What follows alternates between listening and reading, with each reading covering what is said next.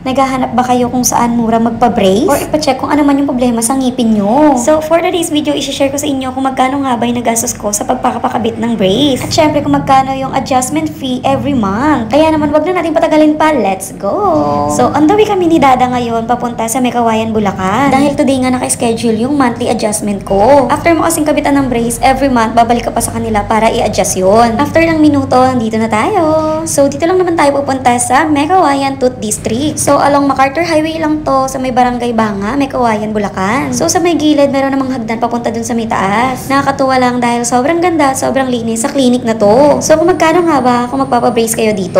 For only 5,000 pesos, makakabitan ka na ng brace. Pero syempre, depende pa rin yun sa case ng ngipin nyo. So, sa 5,000 na yun, kasama na dun yung pag-x-ray dun sa ngipin mo. Plus, binigyan pa nila ako netong mga hygiene kit. O, diba, ang bongga na at sobrang mura pa. Nagtanong-tanong din ako sa mga ibang dental clinic, 7 to 10,000 yung range. Kaya naman nung nalaman ko na 5,000 lang dito na ako nagpakabit. Sa 5,000 na yun, wala ka nang ibang babayaran. As in, lahat-lahat na yun. Bukod sa libreng binigay sa aking hygiene kit, meron pang kasamang libreng cleaning every 3 months. Ito pa yung pinakabongga sa lahat dahil may libreng 5 pasta sa mga ngipin mo. O, diba, magiging pantay-pantay na yung ngipin mo, magiging maayos pa. Yung kasi yung isa sa mga dahilan kung bakit talaga ako nagpalagay ng brace dahil meron akong mga hindi pantay ng ngipin. Tapos, ito nga, after 1 month mong makabitan, kailangan mong bumalik sa kanila para magpa-adjust. For only 1,000 pesos, i-adjust na nila yan, tapos papalitan na nila ng rubber. Umiwas na lang muna kayo sa mga pork chop or matitigas na pagkain. Dahil once na nawala or matanggal yung bracket nyo, may additional fee na yun. Kaya once na nagpakabit kayo, lugaw-lugaw muna.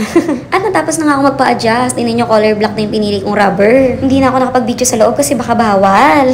So, yun lang. Salamat sa panonood. See you sa next gala. Bye, guys!